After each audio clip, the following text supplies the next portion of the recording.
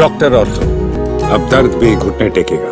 महोदय, आपने मुझे बजट में बोलने का मौका दिया, मैं आपको धन्यवाद देना चाहती हूँ। हमारा देश किसान प्रधान और कृषि प्रधान देश है। अगर हमारे किसान और युवाओं का भविष्य सुनिश्चित नहीं कर पा रहे हैं हम, तो मैं समझती हूँ कहीं ना कहीं हम सब अपने फ़र्ज से डगमगा रहे हैं। जहाँ वित्त मंत्री ने 9 प्राथमिकताओं की बात करी और कृषि को जहाँ पहला स्थान दिया गया, वही मैं वित्त मंत्री से पूछना चाहती हूँ कि कृषि ग्रामीण अर्थव्यवस्था की वृद्धि दर क्या है। जहाँ यह कहा गया था कि 2024 तक आप किसान की आय दुगनी कर देंगे, 22 तक किसान की आय दुगनी कर देंगे, और जहां एमएसपी का वादा किया गया था, तो मैं पूछना चाहूंगी कृषि मंत्री से कि आज एग्रीकल्चरल इंफ्रास्ट्रक्चर में कितना बजट या सरकार द्वारा दिया जा रहा है। यूपी को इस बजट के तहत क्या मिला है? क्या एक भी मंडी पिछले 10 सालों में उत्तर प्रदेश में बनी है?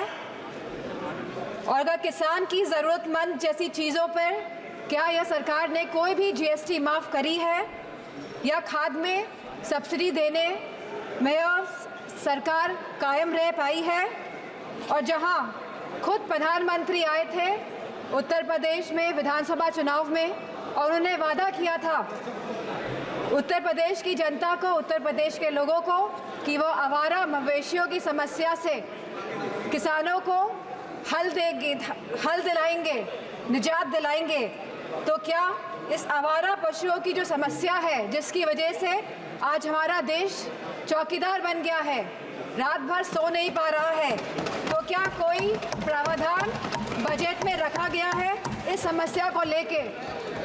इसी के साथ जहाँ किसान आंदोलन में लगभग 700 किसानों ने अपनी जान गंवाई, जहाँ उत्तर प्रदेश में भी लखीमपुर खीरी में जहाँ किसानों को रौंदा गया मंत्री जी के बेटों द्वारा, हम पूछना चाहते हैं इस सरकार से कि जहाँ जो 2014 से 22 तक लगभग 1 लाख किसानों ने आत्महत्या की है, तो हम वित्त मंत्री से पूछना चाहते हैं कि प्रधानमंत्री फसल बीमा योजना के तहत कुल किसान लाभ कितना मिला है, और कहीं इसमें गिरावट आई है तो कितनी गिरावट आई है। यह सरकार लगातार 1 दशक से किसानों की अवहेलना कर रही है। गांव की अर्थव्यवस्था पूरी तरह चरमरा गई है, और इसकी एक बड़ी वजह महंगाई है। और जहां मनरेगा में इस सरकार ने 89,000 करोड़ का बजट दिया है, तो हमारी मांग है कि कम से कम 100 दिन की वेजेस मनरेगा के तहत लोगों को सुनिश्चित करी जाए, और लगभग 20% मनरेगा का बजट बढ़ाया जाए।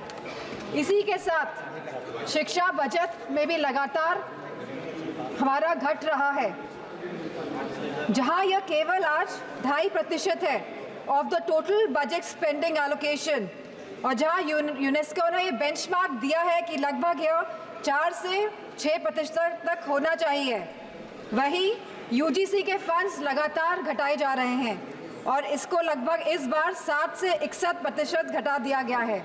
जहां हम बात करते हैं सस्ती और अच्छी शिक्षा की, वहीं यह सरकार लगातार शिक्षा बजट में बजट जो कम कर रही है, तो मैं समझती हूँ इनकी नीयत कहीं साफ नहीं है, मंशा कहीं सही नहीं है हमारे देश के युवाओं के और स्टूडेंट्स के प्रति। वहीं आज हमारे देश का युवा निराश है, जहां निराशा संभव को भी असंभव बना देती है। तो मैं समझती हूँ जो वादे किए गए थे, जो रोजगार को लेके, सरकार पूरी तरह इसमें विफल रही है, और लगातार बेरोजगारी दर बढ़ रहा है। जहां आज ये बेरोजगारी दर 9.2% है, और जहां महिलाओं का बेरोजगारी दर 18.5% है, तो मैं समझती हूँ लगातार युवाओं का मनोबल गिराने का काम इस सरकार ने किया है। डॉक्टर ऑर्थो, अब दर्द भी घुटने टेकेगा।